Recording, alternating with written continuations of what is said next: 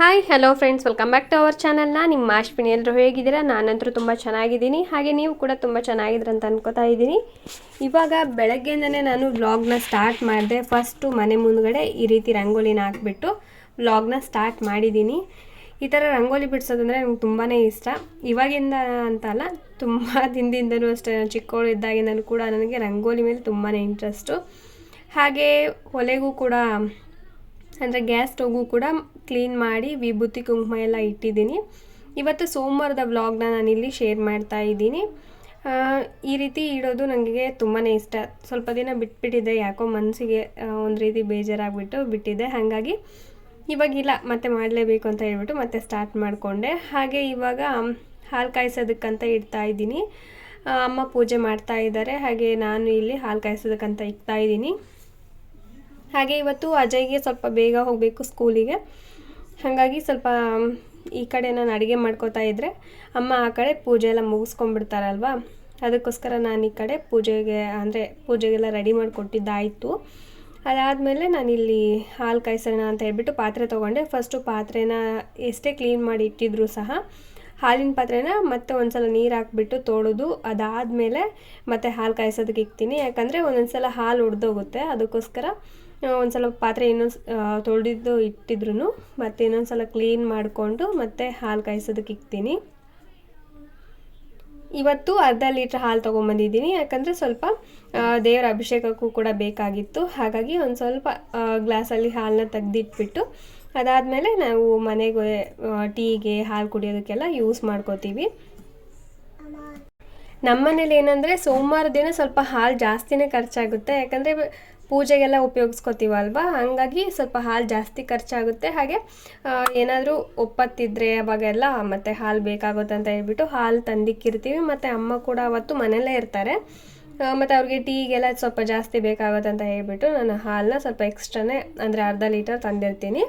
ಇನ್ನು ಮಿಕ್ಕಿದ ಟೈಮಲ್ಲೆಲ್ಲ 1/4 ಲೀಟರ್ ತೊಗೊಂಬರ್ತೀನಿ ನಾನು. ಈಗ ಹಾಲು ಕಾಯಿಸೋದಕ್ಕಂತ ಇಟ್ಟೆ. ಅಜಯ್ ಸ್ನಾನ ಮಾಡ್ಕೊಂಬಂದು ಇಲ್ಲಿ ದೇವ್ರ ಹತ್ರ ನಮಸ್ಕಾರ ಮಾಡ್ಕೋತಾ ನಿಂತಿದ್ದಾನೆ. ಭ್ರಮರನು ಕೂಡ ಸ್ನಾನ ಮಾಡ್ಕೊಂಬಂದ್ಲು.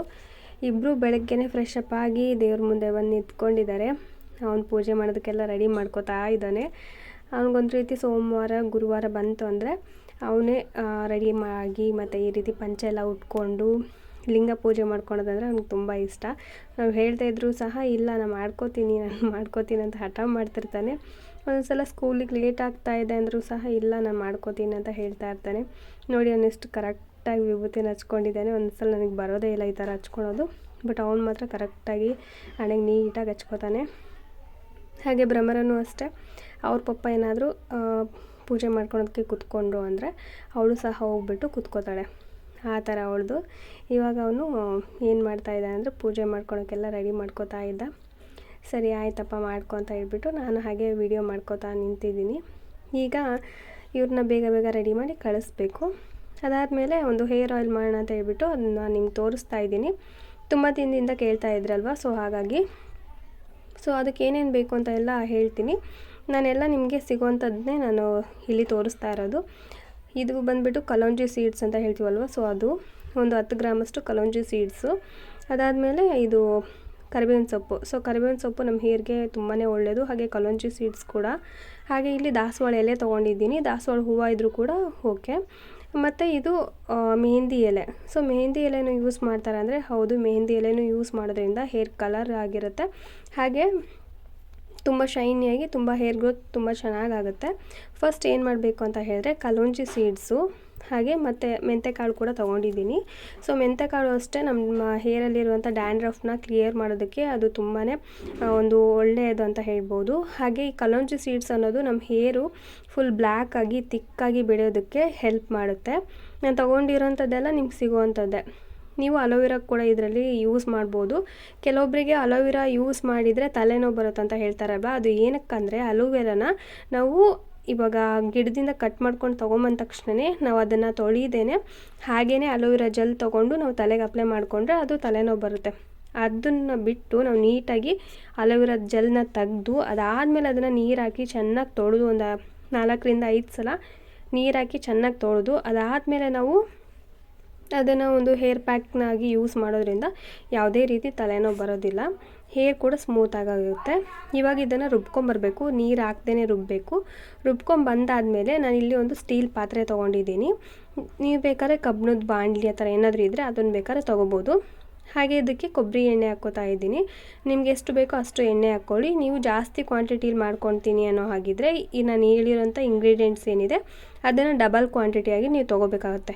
ಇವಾಗ 10 ಗ್ರಾಮ್ ಏನದು ಕಲಂಜಿ ಸೀಡ್ಸ್ ತೊಗೊಂಡಿದ್ದೀನಲ್ವ, 10 ಗ್ರಾಮ್ ಕಲಂಜಿ ಸೀಡ್ಸು, ಅದಾದಮೇಲೆ ಮೆಂತೆಕಾಳೆಲ್ಲ 10 ಗ್ರಾಮ್ ತೊಗೊಂಡಿದ್ದೀನಿ. ಅದನ್ನು ಡಬಲ್ ಕ್ವಾಂಟಿಟಿಲಿ ತೊಗೋಬೇಕಾಗುತ್ತೆ. ನಾನಿಲ್ಲಿ ಒಂದು 200 ml ಅಷ್ಟು ನಾನು ಆಯಿಲಿಗೆ ಮಾಡ್ತಾ ಇರೋವಂಥದ್ದು. 200 mlಗೆ ಇಷ್ಟು ನಮಗೆ ಸಾಕು. ಈ ಎಣ್ಣೆ ನಾವು ಬಿಸಿ ಮಾಡ್ಬೇಕಾದ್ರೆ ಸ್ವಲ್ಪ ಹೈ ಫ್ಲೇಮಲ್ಲಿ ಇಟ್ಕೊಂಡೆ ಬಿಸಿ ಮಾಡಬೇಕು. ಎಣ್ಣೆ ಫುಲ್ ಬಿಸಿಯಾಗಿದೆ, ಬಬಲ್ಸ್ ಬರ್ತಾ ಇದೆ ಅಂದಾಗ ಅದನ್ನು ಲೋ ಫ್ಲೇಮಲ್ಲಿ ಇಟ್ಬಿಡ್ಬೇಕು ಗ್ಯಾಸ್ ಸ್ಟವ್ನ. ಅದಾದಮೇಲೆ ನಾವು ರುಬ್ಬಿರೋ ಅಂಥ ಏನು ಪೇಸ್ಟ್ ಇದೆ ಅದನ್ನು ಈ ಥರ ಎಣ್ಣೆ ಒಳಗಡೆ ಹಾಕ್ತಾ ಹೋಗಬೇಕು. ಇದಕ್ಕೆ ಯಾವುದೇ ಕಾರಣಕ್ಕೂ ನೀರು ಮಿಕ್ಸ್ ಮಾಡಿ ರುಬ್ಬೋದಕ್ಕೆ ಹೋಗಬೇಡಿ. ತರಿ ಆದರೂ ಪರವಾಗಿಲ್ಲ, ನೀರು ಮಿಕ್ಸ್ ಮಾಡ್ದೇ ರುಬ್ಕೊಳ್ಳಿ. ಅಕಸ್ಮಾತ್ ಇಲ್ಲ ಇನ್ನೂ ತುಂಬ ತರಿ ಆಗಿದೆ ಅಂದರೆ ಅದಕ್ಕೇ ಕೊಬ್ಬರಿ ಎಣ್ಣೆ ಹಾಕ್ಬಿಟ್ಟು ಬೇಕಾದ್ರೆ ನೀವು ಪೇಸ್ಟ್ ರೀತಿಯಾಗಿ ರುಬ್ಕೋಬೋದು, ನಡೆಯುತ್ತೆ. ಅದನ್ನು ಬಿಟ್ಟು ನೀವು ನೀರು ಹಾಕಿ ರುಬ್ಕೊಂಡು ಹಾಕ್ತೀನಂದರೆ ಇದರಲ್ಲಿ ಯಾವುದೇ ರೀತಿ ನಿಮಗೆ ಬೆನಿಫಿಟ್ ಅನ್ನೋದು ಸಿಗೋದಿಲ್ಲ. ಯಾವುದೇ ಆಯಿಲ್ ಆಗಿರ್ಬೋದು, ಯಾವುದೇ ಹೇರ್ ಪ್ಯಾಕ್ ಆಗಿರ್ಬೋದು, ನಿಮ್ಮ ಹೇರ್ಗಾಗಿರ್ಬೋದು ಅಥವಾ ನಿಮ್ಮ ದೇಹಕ್ಕೆ ಹೊಂದ್ಕೋಬೇಕಂದ್ರೆ 1 ಮಂತ್ ಆದರೂ ಬೇಕೇ ಬೇಕು ಅಟ್ಲೀಸ್ಟು. ಸೊ 1 ಮಂತ್ವರೆಗೂ ನೀವು ಕಂಟಿನ್ಯೂ ಆಗಿ ಯೂಸ್ ಮಾಡಿದರೆ ಅದರ ಎಫೆಕ್ಟ್ ಏನಂತ ನಿಮಗೆ ಗೊತ್ತಾಗುತ್ತೆ. ನಾವು 1 ಸಲ ಅಪ್ಲೈ ಮಾಡಿದ್ವಿ, 2 ಸಲ ಅಪ್ಲೈ ಮಾಡಿದ್ವಿ, ಏನೂ ಗೊತ್ತಾಗಲಿಲ್ಲ ಅಂತ ಅಂದರೆ ಅದು ರಾಂಗ್. ಓಕೆನಾ? ಎಲ್ಲದೂ ಕೂಡ ನಮ್ಗೆ ಬೇಗ ಹೊಂದ್ಕೋಬೇಕಂದ್ರೆ ಆಗೋದಿಲ್ಲ. ಅದಕ್ಕೂ ಕೂಡ ಒಂದು ಸ್ವಲ್ಪ ಟೈಮ್ ಅನ್ನೋದು ಬೇಕು. ಇವಾಗ ನಾವು ಹಾಕಿರುವಂಥ ಮಿಶ್ರಣ ಲೋ ಫ್ಲೇಮಲ್ಲಿ ಇಟ್ಕೊಂಡೆ ನಾವು ಇದನ್ನು ಚೆನ್ನಾಗಿ ಕುದಿಸ್ಕೋಬೇಕು, ಹೈ ಫ್ಲೇಮಲ್ಲಿ ಇಟ್ಕೋಬಾರ್ದು. ಇದು ತುಂಬ ನೀವು ಕಪ್ಪಗಾದರೆ ಮತ್ತು ತುಂಬ ಹೈ ಫ್ಲೇಮಲ್ಲಿ ನಾವು ಕುದಿಸ್ಕೊಂಡ್ರೆ ಏನಾಗುತ್ತೆ ಅಂದರೆ ಅದರಲ್ಲೂ ಕೂಡ ಹೇರ್ ಪ್ರಾಬ್ಲಮ್ ಅಂದರೆ ಹೇರು ಉದುರುವಂಥ ಚಾನ್ಸಸ್ ಇರುತ್ತೆ. ಹಾಗಾಗಿ ನೋಡಿಕೊಂಡು ಲೋ ಫ್ಲೇಮಲ್ಲೇ ಇದನ್ನು ಕುದಿಸ್ಕೋಬೇಕು. ಇದು ಕ್ವಾಂಟಿಟಿ ಬಂದುಬಿಟ್ಟು ಕಡಿಮೆ ಆಗುವಷ್ಟು ನಾವು ಇದನ್ನು ಕುದಿಸ್ಕೋಬೇಕಾಗುತ್ತೆ. ಹಾಗೆ ಇದು ರೆಡಿ ಆದಮೇಲೆ ನಾವು ಇಮಿಡಿಯೇಟ್ಲಿ ಅದನ್ನು ಸೋಸ್ಕೊಂಡು ನಾವು ಅದನ್ನು ಯೂಸ್ ಮಾಡೋ ಹಾಗಲ್ಲ. ಇದನ್ನು ಒಂದು 2-3 ಅವರ್ಸ್ ಆದರೂ ಅದಕ್ಕದೇ ತಣ್ಣಗಾಗೋ ರೀತಿ ನಾವು ಪಕ್ಕಕ್ಕೆ ಎತ್ತಿಕ್ಬಿಡಬೇಕು. ಅದಾದಮೇಲೆ ಇಲ್ಲ ಅಂತ ಹೇಳಿದ್ರೆ ಓವರ್ ನೈಟ್ ಆದರೂ ನೀವು ಹಾಗೆ ಬಿಟ್ಬಿಟ್ಟು ನೆಕ್ಸ್ಟ್ ಡೇ ನೀವು ಅದನ್ನು ಸೋಸ್ಕೊಂಡು ಬೇಕಾದರೆ ನೀವು ಅಪ್ಲೈ ಮಾಡ್ಕೋಬೋದು. ಓಕೆನಾ? ಈ ರೀತಿ ನೀವು ಮಾಡೋದ್ರಿಂದ ಹೇರ್ ಗ್ರೋತ್ ಅನ್ನೋದು ತುಂಬಾ ಚೆನ್ನಾಗಾಗುತ್ತೆ. ಇದು ವಾರದಲ್ಲಿ 2 ಸಲ ನೀವು ತಲೆಗೆ ಎಣ್ಣೆನ ಹಚ್ಕೊಂಡು ನೀವು ಹೇರ್ ವಾಶ್ ಮಾಡ್ಬೋದು. ಇಲ್ಲ ಅಂತ ಹೇಳಿದರೆ ಡೈಲಿ ನೀವು ಅಂದರೆ ಇವತ್ತು ಆಯಿಲ್ ಹಚ್ಬಿಟ್ಟು ವೀಕ್ಲಿ ಒನ್ಸ್ ನೀವು ತಲೆ ಸ್ನಾನ ಮಾಡ್ತೀನಂದ್ರೂ ಕೂಡ ಓಕೆ, ಏನು ಪ್ರಾಬ್ಲಮ್ ಆಗೋದಿಲ್ಲ. ಎಣ್ಣೆ ನಾವು ಎಷ್ಟು ಚೆನ್ನಾಗಿ ಹಚ್ತೀವೋ ಅಷ್ಟು ಚೆನ್ನಾಗಿ ಹೇರ್ ಗ್ರೋತ್ ಅನ್ನೋದಾಗುತ್ತೆ. ಹಾಗೆ ನಾವು ಮೆಂತೆಕಾಳೆಲ್ಲ ಹಾಕಿರೋದ್ರಿಂದ ಡ್ಯಾಂಡ್ರಫ್ ಪ್ರಾಬ್ಲಮ್ ಇದ್ದರೂ ಕೂಡ ಅದು ಕೂಡ ಕ್ಲಿಯರ್ ಆಗುತ್ತೆ. ಮತ್ತು ಇದನ್ನು ಹೇರ್ ಪ್ಯಾಕ್ ಆಗೂ ನಾವು ಕೂಡ ಉಪಯೋಗಿಸ್ಕೋಬೋದು. ಅಂದರೆ ಇವಾಗ ನಾವು ಏನು ಆ ಪೇಸ್ಟನ್ನ ಮಾಡಿಕೊಂಡ್ವೋ ಅದನ್ನೇ ನೀರು ಹಾಕ್ಬಿಟ್ಟು ಚೆನ್ನಾಗಿ ಪೇಸ್ಟ್ ಮಾಡಿ ಅದನ್ನು ಕೂಡ ನಾವು ತಲೆಗೆ ಪ್ಯಾಕ್ ಆಗಿ ಉಪಯೋಗಿಸ್ಕೋಬೋದು. ಹಾಗೆ ಮೆಹಂದಿ ಸೊಪ್ಪು ಇನ್ನೂ ಸ್ವಲ್ಪ ಮಿಕ್ಕಿತ್ತು, ಹಾಗಾಗಿ ಮೆಹಂದಿ ಸೊಪ್ಪನ್ನ ರುಬ್ಬಿ ಇದನ್ನು ನೋಡಿ ರುಬ್ಬಿದ ತಕ್ಷಣವೇ ಯಾವ ರೀತಿಯಾಗಿದೆ ಕೈ, ಜಸ್ಟು ಒಂದು ಚುಕ್ಕೆ ಇಟ್ಕೊಂಡ ತಕ್ಷಣ ಹಾಗೆ ಆರೆಂಜ್ ಆಗ್ತಾ ಇತ್ತು. ಅದನ್ನೇ ತೋರಿಸೋಣ ಅಂತ ಹೇಳ್ಬಿಟ್ಟು ಒಂದು ಚುಕ್ಕೆ ಇಟ್ಕೊಂಡಿದ್ದೀನಿ. ಇವಾಗ ಈ ಪೇಸ್ಟ್ ಏನಿದೆ ಒಂದು ಬೌಲಲ್ಲಿ ಹಾಕಿ ತೆಗ್ದಿಕ್ಬಿಟ್ಟೆ ನೈಟ್ ಟೈಮಲ್ಲಿ ಹಚ್ಕೊಂಡ್ರೆ ಫುಲ್ ಅದು ರೆಡ್ ಆಗುತ್ತೆ. ಜಾಸ್ತಿ ಹೊತ್ತೇ ಬೇಡ, ಇದು ಆರ್ಗ್ಯಾನಿಕ್ ಆಗಿರೋದ್ರಿಂದ ನಮಗೆ ಯಾವುದೇ ರೀತಿ ಕೆಮಿಕಲ್ ಕೂಡ ಇರೋದಿಲ್ಲ. ಮಕ್ಕಳಿಗೂ ಸಹ ನಾವು ಹಚ್ಬೋದು. ನಾವು ಮೊದಲೆಲ್ಲ ಇದೇ ರೀತಿ ಸೊಪ್ಪನ್ನು ತೊಗೊಂಬಂದುಬಿಟ್ಟು ರುಬ್ಬಿ ಹಚ್ಕೋತಾ ಇದ್ವಿ. ಇಲ್ಲಾಂದರೆ ಪೌಡರ್ ಸಿಗ್ತಾಯಿತ್ತು, ಪ್ಯಾಕೆಟಲ್ಲಿ ಪೌಡರ್ ಸಿಗ್ತಾಯಿತ್ತು, ಅದಕ್ಕೆ ನೀರು ಕಲಿಸ್ಬಿಟ್ಟು ಅದನ್ನು ಹಚ್ಕೋತಿದ್ವಿ. ಇವಾಗ ನೋಡ್ತಾ ಇದ್ರಲ್ವ ನನ್ನ ಕೈ ಜಸ್ಟ್ ಅದನ್ನು ತೆಗ್ದಿರೋದಕ್ಕೇ ಈ ಥರ ಕಲರ್ ಆಗಿದೆ. ಸೊ ಇದನ್ನು ಒಂದು ಬೌಲಲ್ಲಿ ಹಾಕಿ ಇಟ್ಕೊಂಡ್ಬಿಟ್ರೆ ನಮಗೆ ಚೆನ್ನಾಗಿರುತ್ತೆ. ಇವಾಗ ನಾನು ಒಂದು 2-3 ಅವರ್ಸ್ ಹಾಗೇ ಬಿಟ್ಟಿದ್ದೆ ಎಣ್ಣೆ ಮಾಡಿ ರೆಡಿ ಮಾಡಾದ್ಮೇಲೆ. ಇವಾಗ ಅದನ್ನು ಸೋಸ್ಕೊತಾ ಇದ್ದೀನಿ. ಇವಾಗ ಸೋಸ್ಕೊಂಡಾದ್ಮೇಲೆ ನೀವು ಗಾಜಿನ ಬಾಟ್ಲಿ ಇರುತ್ತಲ್ವ ಅದರಲ್ಲಿ ಹಾಕಿ ಬೇಕಾದ್ರೆ ನೀವು ಸ್ಟೋರ್ ಮಾಡ್ಕೋಬೋದು. ಇಲ್ಲ ಅಂತ ಹೇಳಿದ್ರೆ ನಾರ್ಮಲಾಗಿ ಪ್ಲಾಸ್ಟಿಕ್ ಬಾಟಲ್ ಕೂಡ ಸ್ಟೋರ್ ಮಾಡ್ಬೋದು. ಇಲ್ಲಾಂದರೆ ಸ್ಟೀಲ್ ಬಾಕ್ಸಲ್ಲಾದರೂ ನೀವು ಈ ಎಣ್ಣೆನ ಸ್ಟೋರ್ ಮಾಡಿಟ್ಕೊಂಡು ಉಪಯೋಗಿಸ್ಕೋಬೋದು. ನೀವು ಒಂದು ಕಾಟನ್ ಬಟ್ಟೆಲಾದರೂ ನೀವು ಸೋಸ್ಕೋಬೋದು. ನಾನಿಲ್ಲಿ ಜರಡಿ ಥರ ಇರುತ್ತಲ್ವ ಅದನ್ನು ತೊಗೊಂಡು ಸೋಸ್ಕೊಂಡಿದ್ದೀನಿ. ಇವಾಗ ಈ ಆಯಿಲ್ ರೆಡಿಯಾಗಿದೆ. ಇದನ್ನು ಮಿನಿಮಮ್ ಅಂದರೂ ನೀವು 4 ಮಂತ್ಸ್ ಯೂಸ್ ಮಾಡೋದ್ರಿಂದ ನಿಮ್ಮ ಹೇರ್ ಗ್ರೋತ್ ತುಂಬಾ ಚೆನ್ನಾಗಾಗುತ್ತೆ, ಪ್ರಮೋಟ್ ಆಗುತ್ತೆ ಹೇರ್ ಗ್ರೋತಿಗೆ. ಡ್ಯಾಂಡ್ರಫ್ ಇದ್ದರೆ, ಸ್ಪ್ಲಿಟ್ ಎಂಡ್ಸ್ ಇದ್ದರೆ ಎಲ್ಲದೂ ಕೂಡ ಕ್ಲಿಯರ್ ಆಗುತ್ತೆ. ಇವಾಗ ನಾನು ಈ ರೀತಿ ಬಾಟಲ್ ತೊಗೊಂಡಿದ್ದೀನಿ. ಇದೇನಂದರೆ ಮೇಲ್ಗಡೆ ನಿಮಗೆ ಕಾಣ್ತಾ ಇದೆಯಲ್ಲ, ಸೊ ಅದು ಬಾಚಣಿಗೆ ಥರನೇ ಇರುತ್ತೆ. ನಾವು ಅದನ್ನು ಡೈರೆಕ್ಟಾಗಿ ನಾವು ಈ ಬಾಟ್ಲಿಗೆ ಅದನ್ನು ಸ್ಟೋರ್ ಮಾಡಿ ಆ ಒಂದು ಕ್ಯಾಪಿಂದನೇ ನಾವು ನೀಟಾಗಿ ಹಚ್ಕೋಬೋದು. ಅಂದರೆ ನೀಟಾಗಿ ಅದು ಹೇರಿಗೆಲ್ಲ ಅಪ್ಲೈ ಆಗುತ್ತೆ, ರೂಟ್ಸಿಗೆ ಎಲ್ಲದಕ್ಕೂ ಕೂಡ ನೀಟಾಗಿ ಹೋಗುತ್ತೆ. ಹಾಗಾಗಿ ಈ ಥರ ಬಾಟ್ಲನ್ನ ತೊಗೊಂಡಿದ್ದೀನಿ. ಇದನ್ನು ನಾನು ತೊಗೊಂಡಿದ್ದು ಮಿಶೋದಲ್ಲಿ ಇದು ಆಫರಲ್ಲಿತ್ತು. ಸೊ ಅದಕ್ಕೆ ತೊಗೊಂಡೆ. ಒಂದು 4 ಬಾಟಲ್ ತೊಗೊಂಡಿದ್ದು, ಸ್ಪ್ರೇ ಬಾಟಲ್ ಹಾಗೆ ಈ ಥರದ ಬಾಟಲು ಒಂದೆರಡು. ಸೊ ಇವಾಗ ನಮ್ಮ ಆಯಿಲ್ ಕೂಡ ರೆಡಿ ಆಯಿತು. ಈ ಥರ ಆಯಿಲ್ನ ನಾವು ಮನೆಯಲ್ಲೇ ಪ್ರಿಪೇರ್ ಮಾಡ್ಕೊಳೋದ್ರಿಂದ ಏನಾಗುತ್ತೆ ಅಂದರೆ ಇದರಲ್ಲಿ ಯಾವುದೇ ರೀತಿ ಕೆಮಿಕಲ್ ಇರೋದಿಲ್ಲ, ಎಲ್ಲ ಕೂಡ ಆರ್ಗ್ಯಾನಿಕ್ ಆಗಿರೋದ್ರಿಂದ ಹೇರ್ಗೆ ಯಾವುದೇ ರೀತಿ ಡ್ಯಾಮೇಜ್ ಆಗಲ್ಲ. ಮತ್ತು ಇದು ಆಯಿಲ್ ಬಂದುಬಿಟ್ಟು ನಿಮಗೆ ಒಂದು 5 ಇಯರ್ಸ್ ಮೇಲ್ಪಟ್ಟಂಥ ಮಕ್ಕಳಿಂದ ನೀವು ಯೂಸ್ ಮಾಡ್ಬೋದು. ಹೇರ್ ಗ್ರೋತ್ ತುಂಬಾ ಚೆನ್ನಾಗಾಗುತ್ತೆ. ಈ ಥರ ಆಯಿಲ್ನ ಮನೆಯಲ್ಲೇ ಪ್ರಿಪೇರ್ ಮಾಡಿ ಮಕ್ಕಳಿಗೆ ಉಪಯೋಗಿಸೋದ್ರಿಂದ ಮಕ್ಕಳು ಹೇರ್ ಗ್ರೋತ್ ಕೂಡ ಚೆನ್ನಾಗಾಗುತ್ತೆ. ಇವಾಗ ಏನು ಚಿಕ್ಕ ಮಕ್ಕಳಿಗೆ ಬಿಳಿ ಕೂದಲು ಬರುತ್ತಲ್ವ, ಅದು ಕಂಟ್ರೋಲ್ ಆಗುತ್ತೆ. ಇವಾಗ ಇದೆಲ್ಲ ಮುಗ್ದಾದ್ಮೇಲೆ ಸ್ವಲ್ಪ ಹೊರಗಡೆ ಹೋದ್ವಿ. ನೋಡಿ ಎಷ್ಟು ಚೆನ್ನಾಗಿದೆ ಕ್ಯಾಪ್ ಎಲ್ಲ, ನೋಡ್ತಾ ಇದ್ರೇ ಒಂದೊಂದು ರೀತಿ ಡಿಫ್ರೆಂಟ್ ಕ್ಯಾಪ್ಸ್ ಎಲ್ಲ ಹಾಕಿದ್ದಾರೆ. ಏನಂದರೆ ಇವಾಗ ಮಳೆಗಾಲ ಅಲ್ವಾ, ಸೊ ಮಳೆಗಾಲ ಚಳಿಗಾಲದಲ್ಲಿ ಎಲ್ಲಿ ನೋಡಿದರೂ ಕೂಡ ನಿಮಗೆ ಈ ಥರದ್ದು ಕಂಡೇ ಕಾಣುತ್ತೆ. ನೋಡ್ತಾ ಇದೆ, ಸೊ ಎಷ್ಟು ಚೆನ್ನಾಗಿದೆಯಲ್ಲ ಕ್ಯಾಪ್ಸ್ ಅಂತ ಹೇಳ್ಬಿಟ್ಟು. ಚಿಕ್ಕ ಮಕ್ಕಳಿಂದ ಹಿಡಿದು ದೊಡ್ಡವರು ಕೂಡ ಕ್ಯಾಪು ಆ ಥರ ಎಲ್ಲ ಇದ್ವು. ಕಲರ್ಫುಲ್ಲಾಗಿತ್ತು, ಯಾವ್ದು ತೊಗೊಳೋದು ಯಾವುದು ಬಿಡೋದು ಅನ್ನೋ ಥರ ಇತ್ತು. ಹಾಗೆ ಜಸ್ಟ್ ನೋಡ್ತಾ ಇದ್ವಿ. ಆಲ್ಮೋಸ್ಟ್ ಏನಂದರೆ ನಾವು ಶ್ರೀಶೈಲಕ್ಕೆ ಹೋದಾಗ್ಲೇ ತರೋ ಅಂಥದ್ದು ಜಾಸ್ತಿ, ಯಾಕಂದರೆ ಅಲ್ಲಿ ಚೆನ್ನಾಗಿರುತ್ತೆ. ಅದೇನೋ ಗೊತ್ತಿಲ್ಲ, ಅಲ್ಲಿ ಹೋದಾಗ್ಲೇ ನಾನು ಕ್ಯಾಪ್ ಈ ಥರ ಎಲ್ಲ ತೊಗೊಂಬರ್ತೀನಿ. ಅಲ್ಲಿ ಕ್ವಾಲಿಟಿ ಕೂಡ ಚೆನ್ನಾಗಿರುತ್ತೆ, ಹಾಗೆ ಡಿಸೈನ್ಸ್ ತುಂಬಾ ವೆರೈಟಿ ಸಿಗ್ತಾ ಇರುತ್ತೆ. ಅದಕ್ಕೋಸ್ಕರ ಅಲ್ಲೇ ತೊಗೊಂಬರ್ತಾ ಇರ್ತೀನಿ. ಹಾಗೆ ಇಲ್ಲೂ ಕೂಡ ಪರವಾಗಿಲ್ಲ, ಚೆನ್ನಾಗಿದ್ದವು. ಡಿಫ್ರೆಂಟ್ ಕಲರ್ಸು, ಡಿಫ್ರೆಂಟ್ ಡಿಸೈನ್ಸ್ ಎಲ್ಲ ಇದ್ವು. ಆಲ್ಮೋಸ್ಟ್ ಅದನ್ನು ಕೂಡ ನೋಡ್ತಾ ಇದ್ನಲ್ಲ, ಹಾಗೆ ನಿಮಗೂ ಕೂಡ ಅದು ವಿಡಿಯೋ ಕ್ಲಿಪ್ಪಿಂಗ್ನ ಮಾಡಿಕೊಂಡೆ. ಜರ್ಕಿನು, ಸ್ವೆಟರ್ ಎಲ್ಲ ಕೂಡ ಮಾರ್ತಾಯಿದ್ರು. ಅದಾದಮೇಲೆ ಮನೆಗೆ ಬಂದೆ. ಇವತ್ತು ಯಾಕೋ ಲಡ್ಡು ತಿನ್ನಬೇಕಂತ ಅನ್ನಿಸ್ತಾ ಇತ್ತು, ಹಾಗಾಗಿ ಡ್ರೈ ಫ್ರೂಟ್ಸ್ ಲಡ್ಡು ಮಾಡೋಣ ಅಂತ ಅಂದ್ಕೊಂಡು ಇವಾಗ ಮಾಡ್ತಾಯಿದ್ದೀನಿ. ಫಸ್ಟ್ ಏನಂದರೆ ಇಲ್ಲಿ ಬಾಣಲೆ ಇಟ್ಕೊಂಡಿದ್ದೀನಿ. ಡ್ರೈ ಫ್ರೂಟ್ಸ್ ಲಡ್ಡು ತುಂಬಾ ಕಷ್ಟ ಅಂತಂದೇನಿಲ್ಲ, ತುಂಬ ಈಸಿ. ಅದಕ್ಕೆ ಏನೇನು ಬೇಕಂತ ಹೇಳ್ತೀನಿ ನೋಡಿ. ನಾನಿಲ್ಲಿ ಸೂರ್ಯಕಾಂತಿ ಬೀಜ ತೊಗೊಂಡಿದ್ದೀನಿ. ಸೂರ್ಯಕಾಂತಿ ಬೀಜ ಸ್ವಲ್ಪ, ಹಾಗೆ ನಿಮಗೆ ಯಾವ ರೀತಿ ಡ್ರೈ ಫ್ರೂಟ್ಸ್ ಸಿಗುತ್ತೋ ಅದನ್ನೆಲ್ಲ ನೀವು ಇದನ್ನು ಯೂಸ್ ಮಾಡ್ಕೋಬೋದು ಈ ಲಡ್ಡುನ. ಅಕಸ್ಮಾತ್ ಇಲ್ಲ ಒಂದೆರಡು ಇದೆ ಡ್ರೈ ಫ್ರೂಟ್ಸ್ ಅಂದರೂ ಕೂಡ ಪರವಾಗಿಲ್ಲ, ಮಾಡ್ಕೋಬೋದು. ಬಟ್ ಮೇನ್ ಏನೇನು ಬೇಕು ಅಂತ ಹೇಳ್ತೀನಿ, ಅದನ್ನು ಮಾತ್ರ ನೀವು ತಂದ್ಕೊಳ್ಲೇಬೇಕಾಗುತ್ತೆ. ಇವಾಗ ನೋಡಿ, ಇದನ್ನು ಸೂರ್ಯಕಾಂತಿ ಬೀಜನ ಚೆನ್ನಾಗಿ ಅದನ್ನು ರೋಸ್ಟ್ ಮಾಡ್ಕೋಬೇಕು.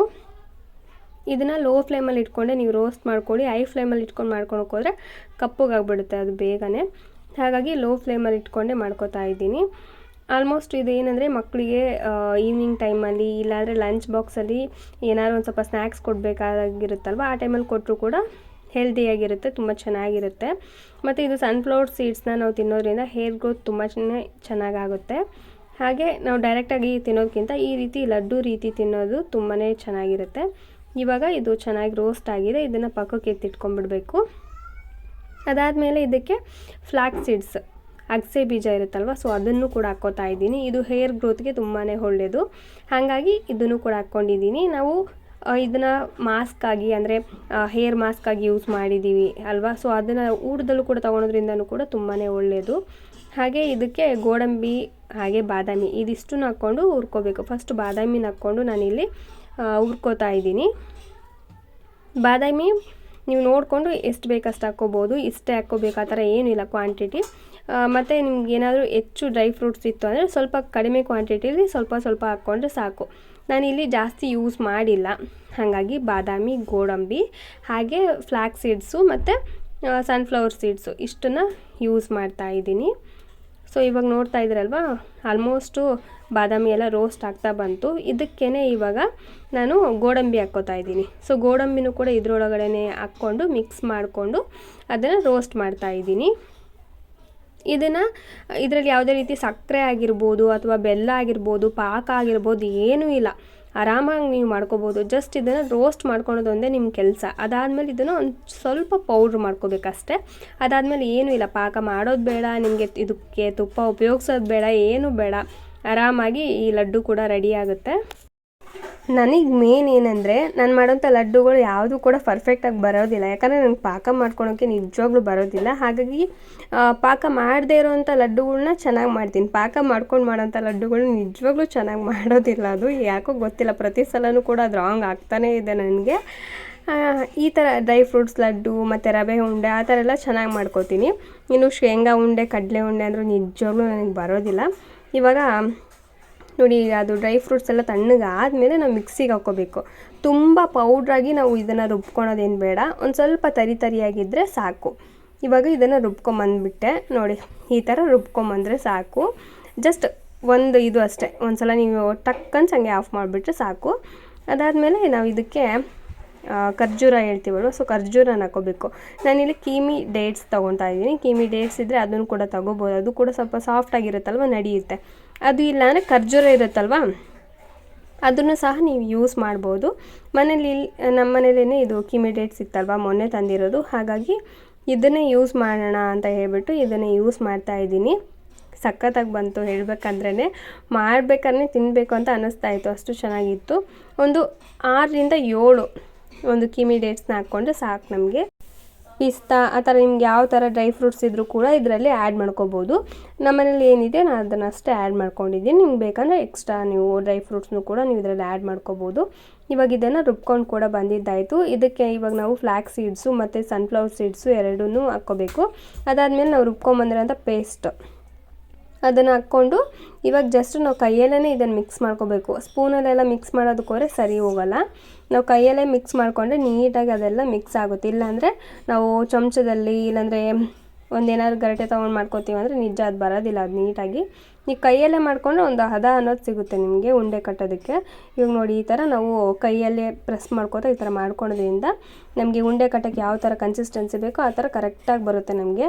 ನಾನು ಹಾಕಿರೋವಂಥ ಖರ್ಜೂರ ಅಂದರೆ ಕಿಮಿ ಡೇಟ್ಸ್ ಆಗಿರ್ಬೋದು, ಅದೆಲ್ಲ ಕರೆಕ್ಟಾಗಿತ್ತು ಪೇಸ್ಟು. ಎಲ್ಲೂ ಕೂಡ ಎಕ್ಸ್ಟ್ರಾ ಅಂತ ಅನ್ನಿಸ್ಲಿಲ್ಲ, ಎಲ್ಲೂ ಕೂಡ ಅಂಟಂಟು ಅಂತ ಅನ್ನಿಸ್ಲಿಲ್ಲ, ನೀಟಾಗಿ ಬಂತು. ಹಾಗೆ ಇದಕ್ಕೆ ಸ್ವಲ್ಪ ಗಸಗಸೆ ಅದನ್ನು ಕೂಡ ಹಾಕ್ಕೊತಾ ಇದ್ದೀನಿ. ಮತ್ತು ಇದಕ್ಕೆ ನೀವು ಕೊಬ್ಬರಿ ತುರಿ ಇದ್ದರೆ ಕೊಬ್ಬರಿ ತುರಿನೂ ಕೂಡ ನೀವು ಸೇರಿಸ್ಕೋಬೋದು, ಒಣ ಕೊಬ್ಬರಿ ತುರಿನ, ಅದು ಕೂಡ ತುಂಬಾ ಒಳ್ಳೆಯದು. ನೋಡಿ ಈ ಥರ ನೀವು ಉಂಡೆಗಳ್ನ ಕಟ್ಟಿ ಇಟ್ಕೊಂಡ್ಬಿಟ್ರೆ ಸಾಕು. ಒಂದು 15 to 20 ಡೇಸ್ ಆದರೂ ಕೂಡ ಇದು ಹಾಳಾಗೋದಿಲ್ಲ. ಮಕ್ಕಳಿಗೂ ಕೂಡ ನೀವು ಬೆಳಗ್ಗೆ ಎದ್ದ ತಕ್ಷಣ ಕೊಡ್ಬೋದು, ಇಲ್ಲ ಸಂಜೆ ಸ್ನ್ಯಾಕ್ಸ್ ಟೈಮಲ್ಲಿ ಕೊಡ್ಬೋದು, ಇಲ್ಲ ಮಕ್ಕಳಿಗೆ ಸ್ಕೂಲಿಗೆ ಲಂಚ್ ಬಾಕ್ಸಲ್ಲಿ ಸ್ನ್ಯಾಕ್ಸ್ ಅಂತ ಕೊಡ್ತೀವಲ್ವ ಆವಾಗಲೂ ಸಹ ಕೊಡ್ಬೋದು. ತುಂಬಾ ಒಳ್ಳೆಯದು, ತುಂಬಾ ಗಟ್ಟಿಮುಟ್ಟಾಗಿರ್ತಾರೆ ಮಕ್ಕಳು ಸಹ. ಇವಾಗ ನೋಡ್ತಾ ಇದ್ರಲ್ವ ಈ ರೀತಿ ಉಂಡೆಗಳ್ನ ಚಿಕ್ಕ ಚಿಕ್ಕ ಸೈಜಲ್ಲಿ ನಾನು ಕಟ್ಕೋತಾ ಇದ್ದೀನಿ. ಯಾಕಂದರೆ ಮಕ್ಕಳಿಗೆ ಕೊಡಬೇಕಾದ್ರೆ ಸ್ವಲ್ಪ ದೊಡ್ಡ ಸೈಜಲ್ಲಿ ಕೊಟ್ಟರೆ ಅವ್ರು ತಿನ್ನೋದಿಲ್ಲ. ಹೀಗೆ ಪುಟ್ಟದಾಗಿದ್ದರೆ ಅವ್ರು ತೊಗೊಂಡು ತಿಂತಿರ್ತಾರೆ. ಹಾಗಾಗಿ ಒಂದು ಚಿಕ್ಕ ಸೈಜ್ ಮೀಡಿಯಮ್ ಸೈಜಲ್ಲಿ ನಾನು ಇಲ್ಲಿ ಉಂಡೆನ ಕಟ್ಕೋತಾ ಇದ್ದೀನಿ. ಆಲ್ಮೋಸ್ಟ್ ಎಲ್ಲ ಉಂಡೆಗಳು ಕೂಡ ಫಾಸ್ಟಾಗಿ ನಾವು ಮಾಡ್ಕೊಂಬಿಡ್ಬೋದು. ನೋಡಿ ಇವಾಗ ಉಂಡೆ ಕೂಡ ರೆಡಿ ಆಯಿತು. ಡ್ರೈ ಫ್ರೂಟ್ಸ್ ಉಂಡೆ ತುಂಬಾ ಟೇಸ್ಟಿಯಾಗಿತ್ತು, ತುಂಬಾ ಚೆನ್ನಾಗಿತ್ತು ಹೇಳ್ಬೇಕಂದ್ರೆ. ನೀವು ಕೂಡ ಟ್ರೈ ಮಾಡಿ, ಹೇಗೆ ಬಂತು ಅನ್ನೋದನ್ನು ಕೂಡ ಕಾಮೆಂಟ್ ಮಾಡಿ ತಿಳಿಸಿ. ಪಾಕ ಕಟ್ಟದೇನೆ ಈ ರೀತಿ ಎಷ್ಟು ಚೆನ್ನಾಗಿ ಬಂದಿದೆ ಉಂಡೆ. ಪಾಕ ಕಟ್ಟಿ ಮಾಡೋ ಹಾಗಿದ್ರೆ ನಿಜ ನಂಗೆ ಬರ್ತಾ ಇರಲಿಲ್ಲ. ಸೊ ಪಾಕ ಕಟ್ಟದೇನೆ ಎಷ್ಟು ಚೆನ್ನಾಗಿ ಉಂಡೆ ಅನ್ನೋದು ಬಂದಿದೆ. ಈ ವಿಡಿಯೋ ನಿಮಗೆ ಏನಾದರೂ ಇಷ್ಟ ಆಗಿದರೆ, ಹಾಗೆ ನಿಮಗೆ ಯೂಸ್ಫುಲ್ ಅಂತ ಅನಿಸಿದರೆ ಕಾಮೆಂಟ್ ಮಾಡಿ, ಹಾಗೆ ಸಬ್ಸ್ಕ್ರೈಬ್ ಮಾಡ್ಕೊಂಡು ನೋಡಿ, ಹಾಗೆ ಲೈಕ್ ಮಾಡಿ, ನಿಮ್ಮ ಫ್ಯಾಮಿಲಿ ಫ್ರೆಂಡ್ಸ್ಗೂ ಕೂಡ ಶೇರ್ ಮಾಡಿ. ನಾಳಿನ ವಿಡಿಯೋದಲ್ಲಿ ಮತ್ತೆ ಸಿಗ್ತೀನಿ. ಬಾಯ್.